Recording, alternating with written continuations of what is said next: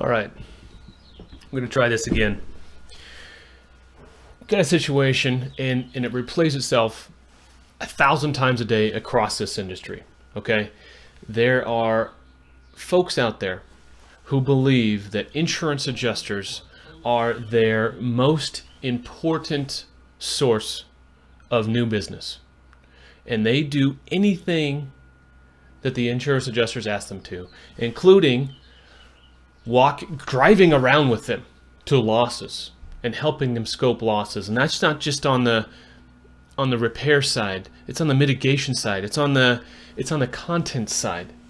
Okay, and they have adjusters that say, hey, I've got a number from XYZ Contents Company and I don't like it, it's too high, will you bid this for me?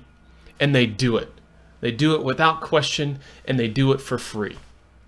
And it is just incredibly painful to watch, because what you don't realize when you do those sort of things, not only are you cutting your competition's throat, you're cutting your own throat.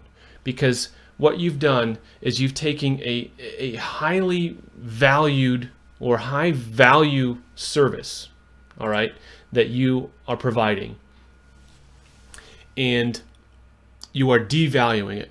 You are giving it away for free. That does you no good. It does your competition no good. Does the industry as a whole no good. So stop giving away free estimates. And this gal from Phoenix was asking me, well, how do I fight this? I've got an insurance adjuster or several adjusters from the same claims department telling my clients, which are contractors and homeowners, that I sue people, that they do not want to work with me. And every time I'm on a job, this set of adjusters calls in a Service Master franchise to get a competitive bid. And then they write a check for that competitive bid, not what I wrote my estimate for, or what I did the work for. And my suggestions was this twofold. First, bill your client and stand by your invoice. It's not an estimate once the job's been done. All right, you do your job, you get their stuff back in their house, and you invoice them for that, and be proud of that invoice. Be able to stand behind that invoice. And when the insurance company tries to play some funny business and get one of your competitors in your market to give some fake number that's lower, and they try to pay off of that, well, your answer is, hey, my invoice is my invoice. I didn't invoice you, Mr. Adjuster. I invoiced the client, and they're responsible for it. And there's going to be some fees in 30 days. If it's not paid in full, there's going to be some fees. That's it. But I want to take this one step further. I want to talk to those who are giving out those free estimates, who are doing those competitive bids for nothing. We're in this industry together. And if you are devaluing your service by giving it away for free, you're devaluing my service. And I take exception to that. And we should all take exception to that. Don't race to the bottom of the barrel of the industry. What's going to happen when this adjuster gets fired, moves away, moves up the ladder, right? Where's all your business going to go? Because you've put all your eggs in this basket. All this energy following around this adjuster around Phoenix, Arizona, 2 hours from one end to the other, and you've not put your energy and time into marketing and developing relationships at the local level like you should have. And you are vulnerable.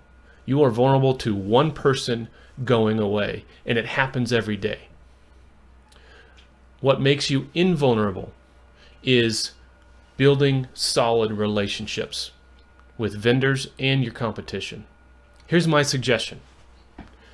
All y'all out there, if you're in a situation where you've got an adjuster saying, hey, XYZ was on this job and I think they're their number's too high. It's always too high, no matter what.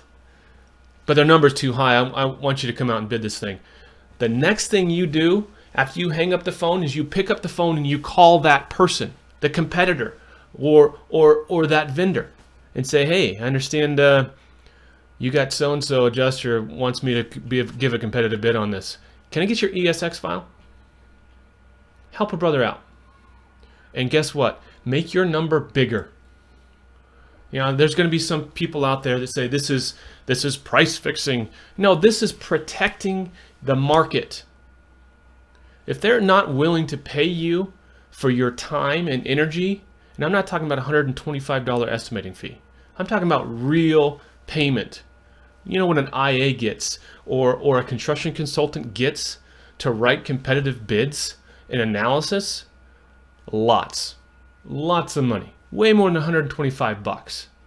All right? But if you're going to do that for free, at least protect your market, protect the value of your services by protecting the value of your competition services. And say, hey, you know, give me your ESX file. Oh, well, guess what? You're going to see things in that ESX, in that estimate, that are missing. You're going to be able to add to it. There is no reason, there is no good reason that you get asked to provide an estimate for a job that you're not even going to do. There's no reason that estimate can't be higher than the estimate you're starting with. And I think it should be. Because then guess what happens? You are forcing the adjuster to deal with the contractor. None of this funny business of writing estimates that are lower and then having an insurance company skate free. Because what does this adjuster care? He's just writing a check for less. That's his job. His job is to write a check for less. Why are you helping him do his job and devaluing your entire industry in the process? Makes me mad. Stop doing it. Because when you do it to me. You do it to all of us. And we're not going to sit here and stand by it anymore. Just stop. Reach across the aisle. And that's what I told this gal. I said, call this person up. Call this Service Master franchisee up. Take him out to breakfast or coffee. And say, hey, this is who I am. I don't sue people. I'm going to sue farmers now because they are taking part in anti-competitive activities, spreading slander in the industry, telling my clients that I sue people and they don't recommend they use me. You know, if she didn't sue people before, she's going to now. And it's not her fault. They're doing it to themselves. But take them out to coffee. Get to know that person, because guess what? When that Phoenix, Arizona, when that next monsoon rolls through and you're out of equipment, or you're out of microban, or your truck mount breaks down, who can you call right now? Do you have a list? Who can you call right now? Hey, can I borrow a crew from you? Can I borrow some chemicals from you? Hey, do you have a truck mount you're not using? Hey, do you have some can I rent some dehues from you? The reality is, there are never going to be enough service providers in this industry because Mother Nature is serving up 100-year weather events at 3-year intervals, and it's not going to stop. Play the long game.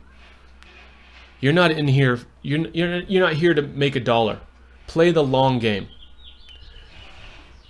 Look 20 years in the future. Where do you want to be? What type of company do you want to build? What type of alliances are going to help you get from here to there? I'm here to tell you, an alliance with an insurance company adjuster is not an alliance. It's a convenience to them, and they're going to use you and spit you out, or they're going to go away, or they're going to quit, and then you're going to be stuck right where you started with no relationships and no friends. All right. If you're not part of my tribe, if you're not part of the Restoration Nation You're out there, and you're on your own. And believe me, I'm going to do everything in my power to make sure you die alone. All right, not literally. All right, I'm getting a little fired up here. Go get your Wednesday, boys and girls. See ya.